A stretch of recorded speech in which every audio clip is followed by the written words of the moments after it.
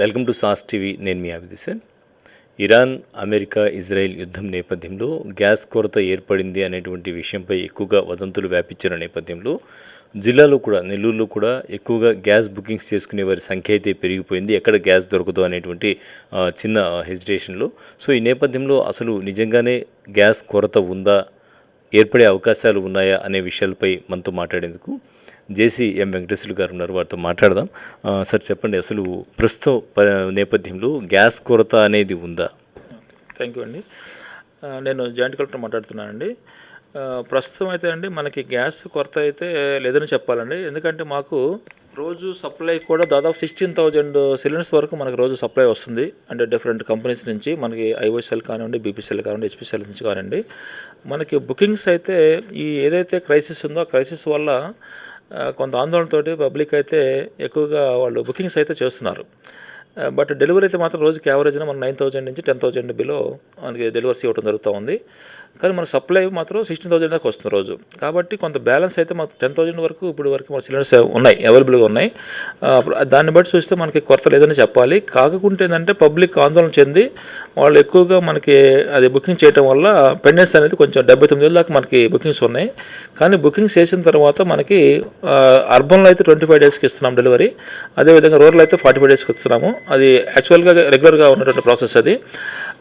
ఆ షెడ్యూల్ ప్రకారంగానే ఇచ్చుకుంటూ మనం అది మేనేజ్ చేస్తూ ఉన్నాము. కాబట్టి ప్రస్తుతానికైతే మనకి అది కొరత అనేది లేదు. కాకుంటే ఏంటంటే కమర్షియల్గా అయితే మనకు సిలిండర్స్ రావట్లేదు కాబట్టి వాళ్ళకి ఇవ్వట్లేదు అనేది వాస్తవం. అయితే అసలు ఇక్కడే కమర్షియల్గా సిలిండర్స్ రావట్లేదు కాబట్టి డొమెస్టిక్ సిలిండర్స్ని కమర్షియల్ పర్పస్ మీద వాడుతూ ఉన్నారని చెప్తూ ఉన్నారు. ధరలు కూడా బయట బ్లాక్ మార్కెట్కి వెళ్ళిపోతున్నాయి, 2,000 రూపాయలు అమ్ముతున్నారని ప్రజల్లో ఆందోళన వ్యక్తం చేసే పరిస్థితి. దీని మీద మీరేమంటారు? మీరు అన్నట్టుగా కొంత అది మా దృష్టి కూడా వచ్చింది. అందువల్ల మేము ఏం చేసామంటే ప్రతి గ్యాస్ డిస్ట్రిబ్యూటర్ దగ్గర ఒక విఆర్ఓని పెట్టి ఎంగేజ్ చేయడం జరిగింది. అంటే అక్కడ వస్తున్నటువంటి డెలివరీస్ కానివ్వండి, సప్లైస్ కానీ ఏ విధంగా ఉంది రెగ్యులేట్ చేయడం కోసం వాళ్ళు పెట్టాము. అయినప్పటికీ కూడా మనం కొన్ని చోట్ల దాడులు చేసి కూడా సిలిండర్స్ కూడా మనం సీజ్ చేయడం జరిగింది. దాదాపు ఇప్పుడు వరకు 141 సిలిండర్స్ చేసాము. 2160 కేసులు కూడా బుక్ చేయడం జరిగింది. అదేవిధంగా డీలర్స్ కూడా మనం మీటింగ్ పెట్టేసి చెప్పాం. డిస్ట్రిబ్యూటర్స్ ఎవరైతే ఉన్నారో దాదాపు మన జిల్లాలో 56 దాకా ఉన్నారు డీలర్స్.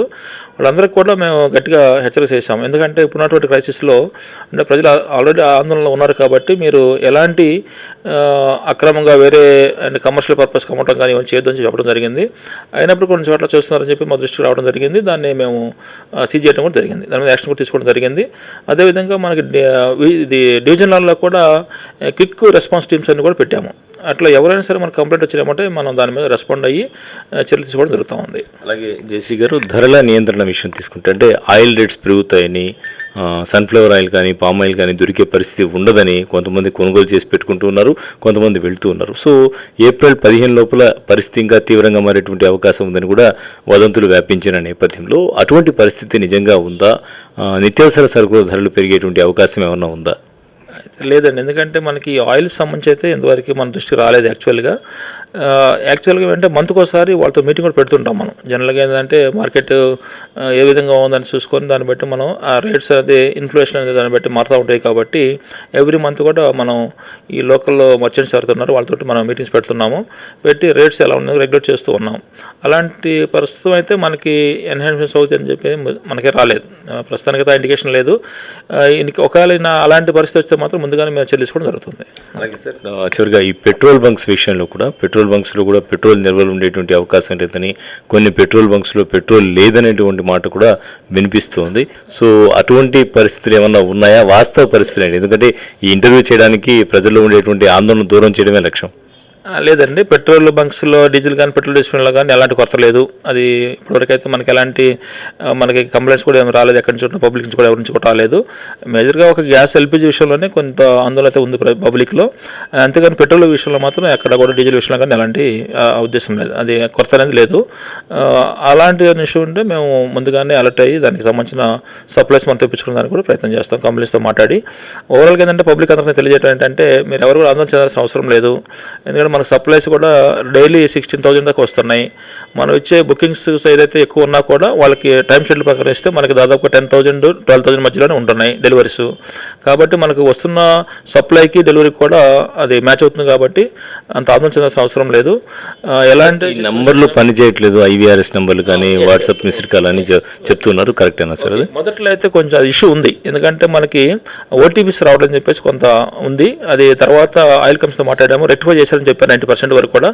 ఇంకా కొంత ఏదన్నా ఒక 10% 15% ఉంటే ఉండొచ్చు, అది కూడా రెక్టిఫై చేసేదానికి మేము కంపెనీతో మాట్లాడేసి చేస్తాం. No issue. Thank you.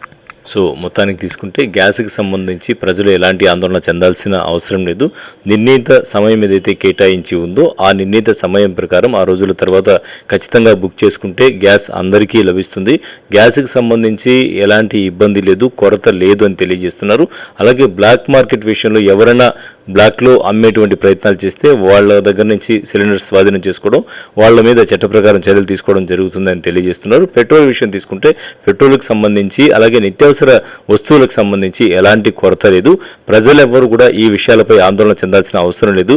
అధికారులుగా మేము తీసుకునే చర్యలు తీసుకుని ముందుకు సాగుతున్నాం, ప్రజలకు ఎలాంటి ఇబ్బందులు లేకుండా చర్యలు తీసుకుంటున్నామంటున్నారు జేసీ ముగిలి వెంకటేశ్వర్లు గారు. కెమెరామెన్ మహేష్తో హుసేన్, సాస్ టీవీ, నెల్లూరు.